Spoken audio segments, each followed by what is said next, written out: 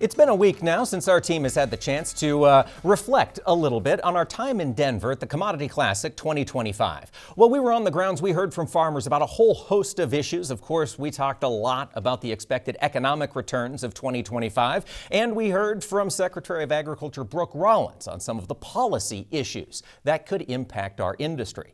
But one concern that came up from nearly every grower I talked to was the ongoing threat of weeds that cannot be stopped by the chemicals that we've had in our toolbox for years past. Farmers grappling with water hemp, grappling with Palmer amaranth, looking for ways to keep those fields clean all season long. And the herbicide industry has been responding. We had the chance to talk with our friends at Corteva, BROOKLYNNE Dalton, about what farmers can do to keep those fields clear in the 25 season. Well, start clean, stay clean would be my first advice. The seed has the most yield potential when it's in the bag, and the minute you take it out of the bag, there's all kind of yield robbing things that can happen. Nutrients that the weed takes from the corn crop, water, sunlight, those all compete with the corn crop and can limit yields. So we want to make sure those weeds don't even have a chance. So make sure you put a good residual herbicide down with multiple modes of action that are effective. Resicor Rev is in our portfolio. It's something that we have available to growers that would give outstanding weed control pre-emergence to set a grower up for success for the season. And Resicor's been out for a few years, is that right? Yes, so we've had Resicor, we enhanced the formulation of Resicor, and we developed Resicor Rev. With Resicor Rev, you get a wider application window because the acetochlor is encapsulated. So that wider application window means 28 days pre-plant to 24-inch tall corn. And we know Mother Nature can throw curveballs in the spring that growers have to manage. And by having that wider application window, we can still have a pretty good chance of getting our herbicide on at an effective time. Yeah. When this time of year in particular, BROOKLYNNE, do you encourage farmers to sit down and literally plan it out with a program for their herbicide needs for the year? I definitely think it's great to plan. Now, I know sometimes things don't go to plan, but yes, great advice would be multiple modes of action with your residual herbicide, which we have that with Resicor Rev. Also plan on a second pass of residual weed control to make sure your fields stay clean for the whole season. We have a great post-emerge herbicide called Cairo.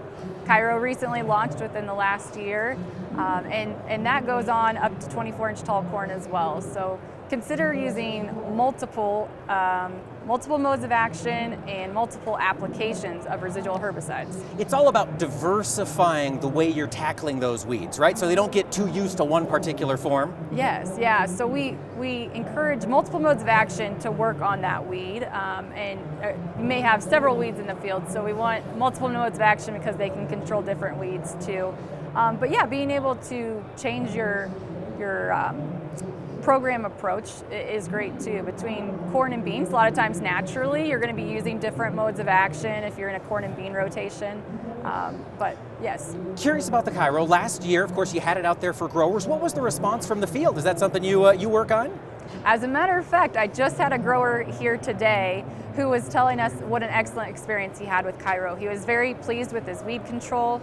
The three modes of action, acetochlor, topramazole, and clopyralid, offered great control for the season, and he didn't have to go back with any kind of rescue treatment, which means in the end, he's saving dollars that way. Right, he did not have to make an additional pass across the field. He saved that time, and he saved that wear and tear on his machinery. That's right. BROOKLYNNE, let's talk Kyber Pro as we're thinking soybeans, because I think we are going to have some soybeans in the ground again this year. What's your advice to growers on that front? We're excited to offer Kyber Pro. One thing that growers want is the convenience of a liquid herbicide. Kyber Pro is a liquid herbicide. It also has three effective modes of action, flumioxazin, metribuzin, and peroxysulfone. Very effective on the key weeds that growers are dealing with in their soybean crops. So it's a great setup. Highly recommend you come back with a planned residual like Inversa, which can be tank mixed with Enlist. Okay, so you're seeing that work, and will this be the first year with Kyber Pro in soybeans, or were they out last year?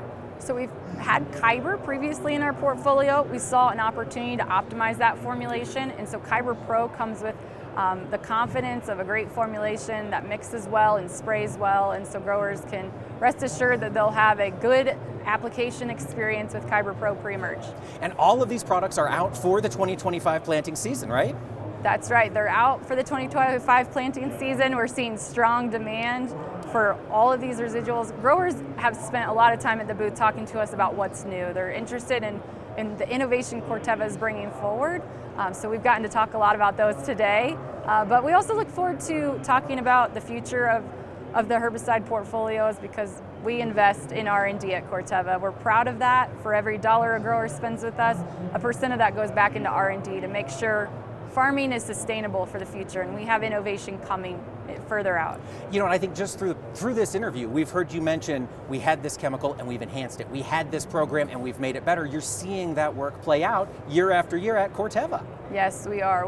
My job is really to spend time thinking about the future farmer. How are they going to apply herbicides? What's going to be important to them? What are the weed problems they're going to have? And design products that can be a solution for those issues. So I spend a lot of time in the current year, market year, but I'm also thinking of what the farmer of the future is going to need as we develop products here at Corteva. Our thanks to BROOKLYNNE Dalton of the Corteva Crop Health Team, thinking about what those farms of the future will need when it comes to weed control. There is certainly a lot to think about. Leave it here. We'll be back after this.